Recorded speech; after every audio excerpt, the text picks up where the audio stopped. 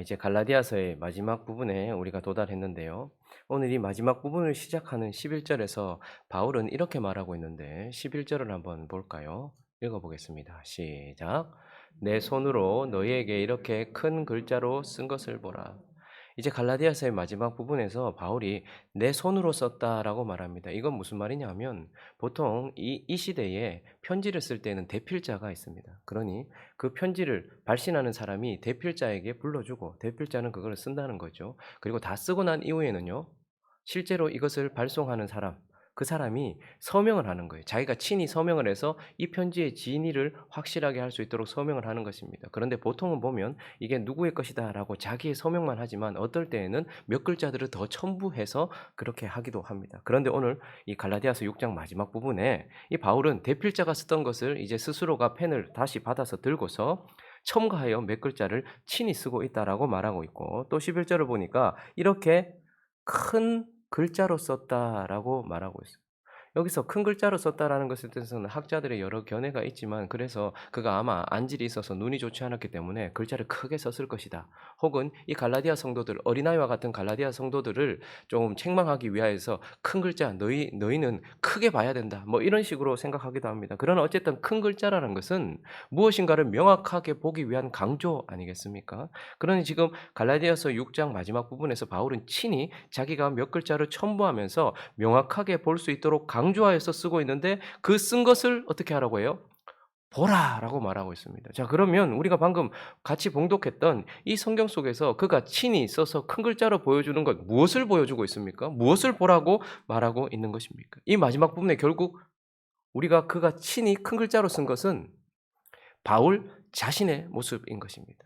바울 자신에 대하여서 그가 친히 큰 글자로 썼다라는 것이고 우리는 그가 쓴 자기 자신에 대한 이 마지막 첨언 부분을 보면서 바울의 모습을 통하여서 갈라디아서 전체가 말하고 있는 진정한 믿음으로 은혜 아래서 자유함을 얻은 그리스도인 한 사람을 보게 되는 것입니다. 그러니 바울을 통해 우리는 진정한 그리스도인, 갈라디아서가 말하고 있는 진정한 그리스도인 한 사람을 보게 되고 우리는 오늘 이 갈라디아서를 마무리하면서 이 바울을 통하여서 진정한 그리스도인의 모습을 보며 진짜 그리스도인은 어떤 표지를 가지고 있는가? 진짜 그리스도인은 어떠한 특징을 가지고 있는가? 한 세 가지 정도를 살펴보려고 합니다. 오늘 본문을 통해서 먼저 첫 번째 바울을 통해 보여지는 진짜 그리스도인의 첫 번째 표지는 바로 죽음입니다. 죽음. 자, 오늘 12절 말씀 한번 읽어 볼까요? 읽기 전에 우리가 오늘 이 마지막 부분을 바울이 명확하게 볼 수 있도록 하기 위하여서 자기 자신과 거짓 선생, 그러니 진짜 진정한 그리스도인과 거짓, 특별히 유사 그리스도인. 여러분 짜가는 가짜는 유사하다는 것을 알아야 돼요. 그러니까 거의 그리스도인 같은데 아니라는 말입니다. 완전히 아닌 게 아니고 유사 그리스도인인데 오늘 본문은 진정한 그리스도인과 유사 그리스도인을 비교 대조해 가면서 우리에게 설명을 해 주고 있는데 지금 먼저 가짜 유사 그리스도인의 특징을 12절이 말해 주고 있는데 읽어 볼까요? 첫째 줄 시작. 무릇 육체의 모양을 내려 하는 자들. 그러니 거짓 그리스도인, 유사 그리스도인의 첫 번째 특징은 육체의 모양을 내려 하는 자다. 다른 번역은 이렇게 말하고 있어요. 육체를 꾸미고 자랑하는 자들. 원어를 더 살려서 이것을 번역하면 자아를 추구하는 자들 이런 뜻입니다. 그러니까 유사 그리스도인의 특징은 기독교라는 옷을 입고 있지만 그러나 결국은 그 속에서 자아를 추구하고 있다라는 것입니다. 양의 탈을 썼지만 일이라는 것이죠. 그러니 육체의 모양을 내고 육체를 꾸미고 자신을 꾸미면서 자아를 추구하는 것 이것이 바로 유사 그리스도인의 첫 번째 특징이고 또 두 번째 특징은 13절이 말해주고 있는데 할례를 받은 그들이라도 스스로 율법은 지키지 아니하고 너희에게 할례를 받게 하려 하는 것은 그들이 또 어떻다는 거예요? 너희의 육체로 자랑하려 함이라. 그러니까 너희를 통해서 너희를 할례 받게 해서 너희를 통해서 자기 자신을 자랑하려고 한다라고 말하고 있습니다. 그러니 그들의 또 다른 특징은 자아를 추구하기도 하지만 세상적 가치를 추구한다라는 것인데 지금 그들이 너희에게 육체의 할례를 자꾸 받게 하려고 하는 이유가 뭐겠느냐? 한번 사도행전 15장 1절은 그들이 주장했던 그 표어를 우리에게 보여주고 있어요. 그들은 어떻게 주장을 하고 있냐면 어떤 사람들이 여기서 말하는 갈라디아 거짓 선생들이죠. 유대로부터 내려와서 그들은 나는 예루살렘 출신이다. 나는 야고보의 추천서를 가지고 있다. 외적인 것들을 자랑해가면서 형제들을 가르치되 그들이 뭐라고 가르칩니까? 너희가 모세의 법대로 할례를 받지 아니하면 구원을 받지 못한다라는 거예요. 그렇게 주장을 했다라는 거예요. 그러니까 이렇게 주장을 했던 그들이 정말로 사람들이 할례를 안 받아서 구원받지 못할까 봐 지금 갈라디아 성도들이나 다른 성도들에게 가서 너희 할례 받아야 된다. 이런 영혼을 구원하고 싶은 마음, 정말 저들이 지옥까지 앉기를 원하는 마음, 그런 마음, 간절한 마음으로 너희 할례 안 받으면 자기가 아는 한에서는 할례 받지 않으면 구원이 없으니까 너희 할례 받지 않으면 예수를 믿어도 할례 받지 않으면 구원 못 받아. 그러니까 너희 구원 못 받을까 봐 내가 지금 전한다. 이렇게 말하지 않고 바울은 너희에게 13절을 다시 보시면 할례를 받게 하려는 것은 그들이 너희의 육체로 자랑하려 함이라. 너희에게 할례를 해놓고 자기 자신을 자랑하려고 한다라는 것인데 이걸 어떻게 생각해 볼까? 마태복음 23장 15절을 보시면요. 예수님께서 바리새인들에게 이렇게 말했어요. 그러니 예수님 시대에도 바리새인들의 특징이 무엇이었냐면 화 있을진저 외식하는 서기관들과 바리새인들이요. 너희는 교인 한 사람을 얻기 위하여 바다와 육지를 두루 다니다가 생기면 너희보다 배나 더 지옥 자식이 되게 하는도다. 뭐 얼마나 대단한 열심입니까? 바다와 육지를 두루 다니는데 그들이 뭘 얻기 위해서? 어떤 한 영혼과 그 영혼의 구원이 아니고 자기가 생각하는 교회 출석하는 교인을 만들기 위하여 교인을 얻기 위해. 그러니까 이미 예수님 시대에도 바리새인들의 특징은 무엇이냐면 하나님의 구원이나 영적인 가치를 숫자나 수치로 인간적인 가치로 낮춰놓고 이 사람 유대교에서 말하는 것을 지키기 때문에 뭐라는 거예요? 교인이다. 내가 교인 한 사람 더 만들었다. 라고 말하면서 뭘 자랑하는 거예요? 나 자신이 숫자 하나 더 더했다. 내가 이만큼 거듭났다라고 자기들이 말하는 그러한 교인을 한 사람 더 만들었다라고 말하는 것입니다. 그와 똑같이 지금 뭐 하고 있는 거예요? 지금 이 거짓 선생들이 바울이 세워놓은 교회에 들어와 가지고 할례라는 것은 숫자를 세아릴 수 있는 머리수를 세아릴 수 있는 인간적인 모습으로 내려놨단 말입니다. 그렇게 쭉 내려놓고 내가 할례를 몇 명이나 시켰다라고 해서 뭐라고 말하는 거예요? 내 교인이 몇 명이다. 내가 몇 명이나 구원시켰다. 내가 부흥회를 하면 사람이 몇 명이나 모이고 그래서 내가 전도를 해가지고 내가 이 사람을 교인 만들었다. 그래서 이러한 가치, 세상적인 가치. 그래서 내가 몇 명이나 그냥 이 교인을 만들었다라는 것을 가지고서 뭘 하는 거예요? 자기 자신을 자랑하는 거예요. 이거는 1세기 때서부터 있었지만 지금도 있습니다. 전도라는 개념을 교회에 데리고 오는 것으로 낮춰놓고 그리고 거듭남이라는 개념을 마치 뭐 하나 종이 내면 그 사람이 진짜 거듭난 것처럼 말하면서 오늘 몇 명 등록했다. 몇 명이나 교인이 됐다. 우리 교회에 몇 명이나 성도가 있다. 라고 말하면서 결국은 뭐라는 거예요? 자기 자신을 자랑하는 것입니다. 그래서 내가 이만큼 성도를 만들었다라고 말하면서 세상에 있는 세속적인 기관, 그러니까 기업이나 이윤을 추구하는 기관들이 그렇게 하는 것도 하나님은 세속성을 별로 좋아하시지 않는데 영적인 부분에 있어서 어떻게 해요? 세상적인 기준을 추구하는 거예요. 여러분 성도가 몇 명인지 명확하게 알 수 있습니까? 내가 성도를 만들어낼 수 있습니까? 그런데 지금 이들은 할례라는 명확하게 눈에 보이는 것을 가지고서 내가 할례 몇 명 시켰다. 벌써 내가 가는 곳곳마다 하나님의 역사를 일으키는 나는 그러한 자다라고 자기 자신을 너희의 할례 받은 그것을 통해 자기 자신을 자랑하려 한다라고 말하면서 세상을 추구하는 것, 특별히 더 가증하게 영적인 부분에 있어서 세상을 추구하는 것, 세속적인 가치를 추구하는 것. 여러분 이건 1세기 교회만 그랬던 게 아니고 지금 21세기도 그러합니다.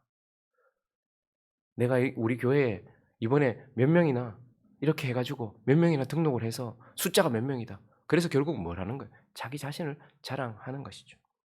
그래서 유사 그리스도인들의 특징은 자아를 추구하고 그 자아가 세속적 가치, 세상을 추구한다라는 특징을 가지고 있어요. 그러나 진짜 그리스도인, 오늘 바울을 통해서 보이는 진짜 그리스도인의 표지는 무엇입니까? 14절을 읽습니다. 14절 읽어볼까요? 14절 시작. 그러나 내게는 우리 주 예수 그리스도의 십자가 외에 결코 자랑할 것이 없으니. 자, 먼저 유사 그리스도인들은 그래. 그러나 내게는 뭐밖에 없대요? 우리 주 예수 그리스도의 십자가 외에 결코 자랑할 것이 없다. 그는 십자가를 자랑하고 있어요. 그런데 여기서 자랑하다라는 단어는 이렇게 하는 것이 아니고 자랑하다라는 이 단어의 뜻은 신뢰하다, 기뻐하다, 열정을 가지고 열심을 내다, 열중하다, 사로잡히다 이런 뜻입니다. 그러니까 진짜 그리스도인은 십자가에 사로잡혀 있다 이 말입니다. 십자가를 신뢰한다, 십자가를 기뻐한다라는 것. 십자가는 결국 무엇이죠? 예수와 함께 죽은 나의 죽음을 의미하는 것입니다. 그러니까 진짜 그리스도인은 십자가만 신뢰하고 십자가에 사로잡혀서 자아를 추구하는 것이 아니라 자아의 죽음을 받아들이는 것입니다. 왜요? 하나님의 율법에 의하여 철저하게 내 자아가 부패했다라는 것을 깨달았기 때문인 것입니다.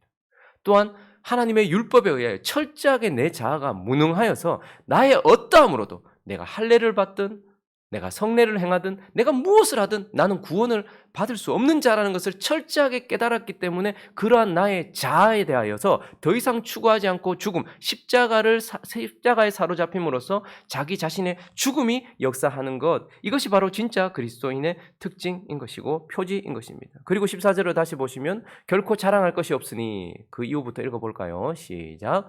그리스도로 말미암아 세상이 나를 대하여 십자가에 못 박히고 내가 또한 세상을 대하여 그러하니라. 자기 자신을 추구하던 것에서부터 십자가로 인하여서 더 이상 자기를 추구하지 않는 그러한 자가 되고 또 한편 세상적 가치, 세상을 추구하지 않는다. 더 이상 나는 세상에 대하여, 세상은 나에 대하여 십자가에 못 박혔다. 그러므로 자기에 대하여 반응하지 않고 세상에 대하여 반응하지 않는 자다라고 말하고 있습니다. 그러니 갈라디아서 전체가 말하고 있고 그리고 마지막 부분에 바울이 친히 큰 글자로 기록하여서 말해주고 있는 진정한 그리스도인은 바로 자아와 세상적 가치에 대하여 죽음으로 반응하고 있는 죽음이 역사하고 있는 자, 그가 바로 진정한 그리스도인이다라는 것입니다. 근데 교회 안에 교회가 시끄럽고 교회가 어려운 이유, 계속 다툼이 일어나는 이유는 뭐죠? 십자가만 자랑하는 것이 아니라 계속 교회 안에서 영적인 영역 안에서 세상적 가치를 추구해요. 자기를 추구하고 자아를 추구하고 세상적 가치를 계속 추구하고 교회가 그래서 이게 기업인지 교회인지 알지 못할 만큼 그렇게 세상적 가치를 추구하고 있는 것, 이것이 문제죠. 이거 가짜입니다. 그가 목사든 그가 장로든 그가 권사든 그가 집사든 그는 가짜 그리스도인, 유사 그리스도인이라는 것입니다. 그리고 두 번째, 바울을 통하여 보여주는 진정한 그리스도인의 표지는 바로 생명이다라는 것입니다. 기독교는 죽음의 종교입니다. 그러나 기독교는 장례식에 끝나는 것이 아니라 결혼 잔치로 끝나는 생명의 종교입니다. 그러니 진정한 그리스도인은 죽음에만 머물러 있지 않다라는 것을 우리는 보게 돼요. 그러나 내게는 그리스도의 십자가 외에는 결코 사로잡힐 것이 없고 자랑할 것이 없다라고 말했던 것과 곧바로 이어서 15절에 뭐라고 말합니까? 읽어볼까요? 시작. 할례나 무할례나 아무것도 아니로되 오직 새로 지으심을 받은 것만이 중요하니라. 그가 죽음이 내게 있다라고 말함과 동시에 곧바로 이어서 하는 말은 뭐냐 하면 오직 새로 지으심을 받은 것만이 중요하니라. 할례 받았냐 안 받았냐 이것보다 더 중요한 건 새로 지으심을 받은 것이라고 말하고 있습니다. 새로 지으심을 받은 것을 더 쉽게 우리가 잘 아는 표현으로 한다면 새로운 피조물이 되는 것이 중요하니라. 더 한 걸음 나가면 새 생명을 가진 자가 되는 것이 중요하니라, 이런 뜻입니다. 그러니까 진정한 그리스도인은 나를 더 이상 추구하지 않고 세상을 더 이상 추구하지 않는 죽음이 역사함으로써 하나님께서 내게 새로운 피조물이 되게 하시고 새 생명을 주셔서 그것을 가지고 있는가 하는 표지를 분명히 보여준다라는 것입니다. 유사 그리스도인들은 자아를 그들에게는 죽음이 역사하지 않습니다. 그 부패한 자아가 계속해서 추구되고 있어요. 그리고 또 한편은 뭐죠? 인간의 힘으로 생명을 만들어 보려고 하고 생명력을 만들어 보려고 해요. 그래서 이 거짓 그리스도인들이 뭘 합니까? 인간의 몸에다가 겉에다가 할례를 행함으로써 그들이 구원을 받고 생명을 얻는다라고 말했어요. 여러분, 인간이 외적인 것에 상처를 좀 낸다고 해서 그에게 생명을 줄 수 있습니까? 가톨릭은 뭐라고 말합니까? 성경을 왜곡하여 만든 인간이 만든 7가지 성례가 그들에게 생명을 준다라고 말하고 있어요. 여러분, 인간이 외적인 것에 상처를 내든 프로그램에 집어넣든 생명을 만들어낼 수 있습니까? 그러면 그 가톨릭에서부터 이거 잘못됐다라고 해서 나온 개신교는요, 인간이 만든 성경 속에 있는 뭐라는 그런 프로그램들을 가지고서 마치 그 사람이 의롭게 되고 생명이 되어질 수 있을 것처럼, 생명을 만들 수 있을 것처럼 그렇게 말하면서 우리 교회에서 하는 프로그램 안에 들어오기만 하면 전도가 되고, 우리 교회 안에 들어오기만 하면 다 잘하게 되고, 그러면 인간이 만든 그 무엇이 생명을 만들어낼 수 있냐 말입니다. 그거는 가짜 유사 그리스도인들의 특징이고, 진정한 그리스도인은 자아를 십자가로 넘겨서 죽음이 역사할 때에 하나님께서 새 생명을 새로운 피조물이 되게 하시고, 하나님께서, 그러니 할례는 인간이 육체에다가 낸 그 무엇이라면, 새 생명은 하나님이 우리 안에 주신 새로운 피조물로 만드시는 새 생명을 가지게 하는 것입니다. 그러므로 고린도서 5장 7절에 이렇게 말하고 있죠. 17절요. 시작. 그런즉 누구든지 그리스도 안에 있으면 새로운 피조물이라. 이전 것은 지나갔으니 보라 새 것이 되었다. 그리스도와 함께 십자가의 죽음이 네 안에 있다면 어떻게 해요? 성령이 너에게 새로운 피조물이, 새로운 생명을 가진 피조물이 되겠다라고 말하고 있고, 그래서 로마서 8장 9절부터 11절은 또 이렇게 말하고 있습니다. 그러니 너희는 새로운 피조물이다. 너희는 생명을 가지게 되었다. 또 만일 너희 속에 하나님의 영이 거하시면 너희가 육신에 있지 아니하고 영에 있나니 누구든지 그리스도의 영이 없으면 그리스도의 사람. 그러니까 그리스도의 사람이란 너희 안에 영이 있다. 근데 십자가 죽음이 있는 자에게 하나님께서 너희에게 영을 넣어 주셨다. 10절요. 또 그리스도께서 너희 안에 계시면 몸은 죄로 말미암아 죽은 것이지만 뭐죠? 영은 의로 말미암아 어떻게 해요? 지금 살아 있는 거라 이 말입니다. 네 안에 십자가의 죽음이 실제냐? 그러면 네 속에 보내신 하나님의 영이 네 안에 생명을 넣어주셔서 네가 지금 살아있는 것이다. 그래서 그 생명은 결국 11절에 어디까지 가냐면, 예수를 죽은 자 가운데서 살리신 이의 영이 너희 안에 거하시면, 그리스도 예수를 죽은 자 가운데서 살리신 이가 너희 안에 거하시는 그의 영으로 말미암아 너희 죽을 몸도 살리시려는 거예요. 그러니 지금 그리스도의 십자가를 의지하고 붙들고 그것을 믿는 자 안에는 하나님께서 생명을 넣어주셨고, 그 생명은 너희가 나중에 너희 몸이 부활하도록까지 하는 생명으로 너희는 지금 살아있다라고 말하고 있는 것입니다. 그렇기 때문에 그리스도인의 표지는 무엇입니까? 십자가로 인한, 자기가 자기 자신을 죽는 거 말고요, 자기가 자기 자신을 죽이는 거 말고요, 그리스도와 함께 죽는 죽음, 그 죽음이 표지로 있어야 되는 거예요. 그래서 어떤 모습으로 나타나면 자아를 더 이상 추구하지 않아요. 세상을 더 이상 추구하지 않아요. 그렇게 순간적으로 넘어갔다가도 정신을 차리고 다시 돌아온단 말입니다. 그러나 죽음이 끝이 아니고 우리는 생명이 지금 우리 안에서 역사하고 있다라고 말하고 있는 것입니다. 그래서 새로운 피조물이 되었다는 것은 우리의 겉이 바뀌었다는 것이 아니라 그것은 최종 결과겠죠. 우리 안이 바뀌었다는 거예요. 우리 안에 생명이 여전히 있다라는 거예요. 그래서 그 생명의 표지는 무엇으로 드러납니까? 갈등으로 드러나는 거예요. 계속해서 우리 안에 싸움이 있는 거예요. 육신과 싸우고 세상적 가치와 싸우는 갈등으로 드러나고, 또 변화로 드러난단 말입니다. 사랑과 희락과 화평과 오래 참음과 자비와 양선과 충성과 온유와 절제 같은 우리 속에는 없었던 것들이 우리 안에 일어나면서 우리가 차츰차츰 느리긴 하지만 변화되는 것, 이것으로 생명으로 드러난다라는 것이고, 진정한 그리스도의 표지는 바로 생명이다라고 말하고 있습니다. 이제 자기가 친히 큰 글자로 기록한 이 갈라디아서 마지막을 마무리하면서 바울이 진정한 그리스도인은 또 어떤 표지를 가지고 있는가? 바로 흔적을 가지고 있다라고 우리에게 말해주고 있습니다. 17절을 한번 읽어볼까요? 읽어봅니다. 시작. 이후로는 누구든지 나를 괴롭게 하지 말라. 내가 내 몸에 예수의 흔적을 지니고 있노라. 유사 그리스도인들도 흔적을 가지고 있어요. 난지 8일 만에 받았던 할례라는 몸의 흔적을 가지고 있습니다. 그런데 진정한 그리스도인도 나도 흔적을 가지고 있다라고 말하는데, 나는 내 몸에 어떤 흔적을 가지고 있대요? 예수의 흔적을 가지고 있다. 사람이 낸 할례라는 흔적이 아니라 나는 예수의 흔적을 가지고 있다. 이 말은 예수님 때문에 받은 흔적, 예수님에 의한 흔적이다라고 말하지만 결국 예수를 사랑하기 때문에 가지게 된 흔적을 나는 가지고 있다라고 말하고 있는 것입니다. 이것은 아마 바울이 받았던 어떤 그런 고난 속에서 받았던 핍박의 어떤 그런 흔적들일 것입니다. 40에 하나 감한매를 3번이나 맞았고, 태장으로 맞고, 돌로 맞고, 그는 참 많은 고난을 당했고, 그러한 흔적들이 몸에 고스란히 남아 있었을 거예요. 그런데 그렇게 그러한 고통스러운 흔적을 가지고 있는 이유가 사실 뭡니까? 방금 우리가 말했던 것처럼 책임감 때문이거나 의무 때문이 아니었습니다. 질질 끌려가야 했기 때문이 아니고, 그가 그렇게 했던 것은 먼저는 하나님이 그를 사랑해 주셨다라는 그 아가페의 사랑이, 십자가에서 드러난 아가페의 사랑이, 아무 조건 없는 아가페의 사랑이 그에게 깨달아졌기 때문이고, 여러분 그런 아가페의 사랑이 자기에게 직접적으로 실제로 비친 사람에게는 반드시 반응이 나타나는데, 그걸 바로 까리따스의 사랑이라고 합니다.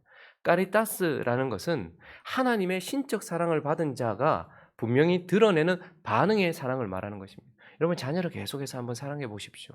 철없고 그랬던 자가 어느 순간 철이 들면 부모가 해줬던 그 사랑의 반응이 나타나기 시작해요. 그래서 그걸 효도라고 하는 것입니다. 하나님이 아무런 조건 없이 자기 아들을 보내주셨고, 그 아들은 아무 조건 없이 나를 위해 죽어주신 그 아가페, 다른 사랑도 많이 쓰지만 아가페의 사랑은 분명한 그 사랑을 받은 자 안에서 반응을 일으켜낸단 말입니다. 그래서 그를 향한 사랑이 우리 속에서 일어나는데, 그 사랑을 까리따스라고 표현하거든요. 근데 지금 바울 안에는 하나님의 아가페의 사랑 때문에 하나님을 향한 어떠한 것도 다 견딜 수 있는 그런 까리따스의 사랑이 일어나기 시작했어요. 그래서 돌이 앞에 있어도 맞으면서 지나가는 거예요. 매가 앞에 있어도 맞으면서 지나가는 거예요. 사랑은 죽음보다 강하거든요. 그래서 바울이 주를 사랑했기 때문에 지금 그가 걸어오는 모든 순간 그의 속에 지금 이러한 예수의 흔적이 내게 남겨져 있다라고 말하면서, 진정한 그리스도인은 거기에 진짜로 채찍질한 외적인 모습이 있냐 없느냐, 그것이 중요한 것이 아니고, 예수를 사랑하기 때문에 내 몸과 마음에 새겨진 흔적들이 있다라는 것입니다. 유대교만 믿어도 할례라는 흔적을 가지는데, 예수를 믿는데 그런 흔적이 없겠습니까? 우리 안에도 그러한 우리의 영혼과 육체에 그러한 흔적들이 있게 될 것이다라고 말하면서, 바울은 자기 자신을 들어서 진정한 그리스도인은 죽음이 역사하고, 진정한 그리스도인은 내가 죽음이 역사하니 하나님이 내게 주신 생명이 역사하더라.